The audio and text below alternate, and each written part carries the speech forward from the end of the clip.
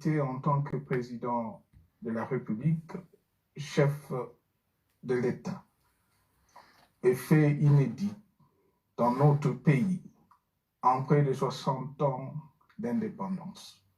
J'ai passé pacifiquement la main à un nouveau chef d'État. Depuis lors, je m'étais imposé un strict devoir de réserve, y compris quand j'ai fait l'objet, directement ou par mes proches interposés, de provocations, de déni de droit, d'humiliation, d'imputations dommageables et d'autres multiples atteintes à ma dignité.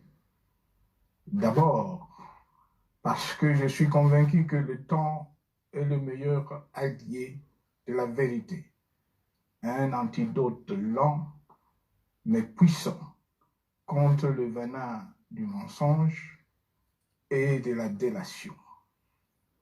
Mais aussi et surtout parce qu'agir autrement aurait fait le jeu de ceux qui, par cette campagne odieuse, cherchaient à détourner l'attention de notre peuple de leur incapacité, aujourd'hui avérée, à répondre à ses attentes et aspirations. J'ai enfin décidé de briser ce long silence, de sortir de ma réserve et de m'adresser à vous parce que l'enjeu est de taille. Il est même existentiel. Non pas pour ma famille politique ou biologique, moins encore pour ma modeste personne, mais plutôt pour la nation congolaise et pour l'avenir de notre cher et beau pays. J'ai décidé de briser le silence parce qu'au vu de la situation que traverse notre pays, continuer à me taire m'aurait rendu poursuivable devant le tribunal de l'histoire pour non-assistance à plus de 100 millions de compatriotes en danger. Je saisis cette opportunité pour partager avec vous mes réflexions et participer ainsi à la recherche de la solution à la crise que traverse notre pays, la République démocratique du Congo, terre de nos ancêtres, car il est gravement malade et son pronostic vital engagé. Est engagé. Mieux que quiconque, vous en êtes conscient, car vous en faites quotidiennement les frais dans votre chair et vous en payez le prix. Mes chers compatriotes, vu l'importance stratégique de notre pays et le rôle qu'il est appelé à jouer, j'avais, de l'avènement au pouvoir du chef de l'État actuel, conclu avec lui un accord donnant naissance à la coalition entre nos forces politiques respectives.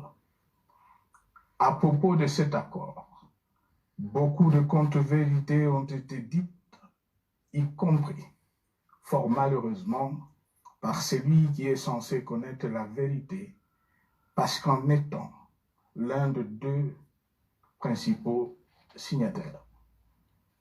En attendant qu'au moment opportun, la vérité soit rétablie, preuve irréfutable à l'appui, permettez-moi pour l'instant d'affirmer qu'en ce qui me concerne, la conclusion de cet accord n'avait pour seule motivation que l'intérêt supérieur de la nation.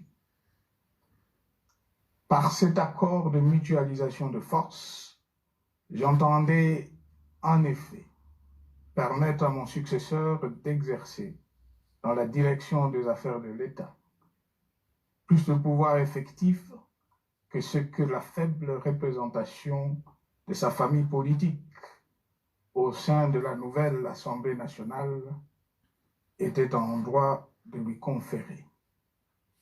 Je voulais par ailleurs faciliter le fonctionnement harmonieux des institutions et éviter à la nation comme à notre jeune démocratie, d'éventuelles crises politiques qui leur auraient été fatales.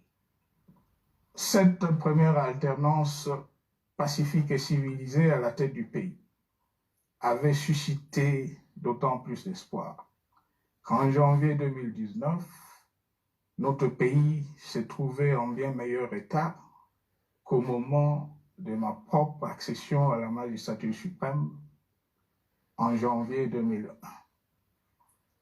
Alors que j'avais trouvé un pays au bord de l'implosion, miné par une longue dictature et des guerres, sans institutions républicaines, économiquement en faillite et socialement déchiré. Bref, un pays dont l'incertitude de lendemain menaçait la stabilité de toute la région. Le 24 janvier 2019, j'avais en effet légué un bien meilleur héritage à mon successeur, à savoir un pays réunifié, largement pacifié et dont les limites territoriales correspondaient exactement à celles qu'elles étaient au 30 juin 1960. Une nation reconstituée, réconciliée et fière de sa diversité. Un État doté d'une constitution progressiste et des institutions fonctionnant harmonieusement. Une économie dynamique et résiliente et débarrassée du fardeau de la dette hérité de régimes antérieurs, du fait de multiples réformes structurelles engagées. Une armée nationale républicaine de plus en plus professionnelle et capable de relever le défi de la défense de l'intégrité du territoire national. Une démocratie en constante consolidation, avec notamment l'organisation sur fonds propres d'un troisième cycle électoral. Le cœur serré, je constate qu'à peine 6 ans après, ce bel héritage en indivision, légué à l'ensemble de notre peuple, a été complètement dilapidé par celui qui en avait reçu la garde. Que notre pays offre un spectacle de plus désolant et qu'il suscite d'autant plus de désespoir au sein de notre peuple et de pitié et de moquerie à travers le monde, que l'inconscience de ses dirigeants ne permet aucun espoir de redressement. Cette détérioration rapide de la situation générale du pays est principalement due à l'inverse du pouvoir sans limite. Le nouveau dirigeant s'illustre en effet par une série de remises en cause, reniements et violations intentionnelles de la Constitution, avec en toile de fond la volonté irrésistible de concentrer tout le pouvoir entre les mains d'un seul homme, au mépris du pacte qui cimentait la cohésion de notre peuple.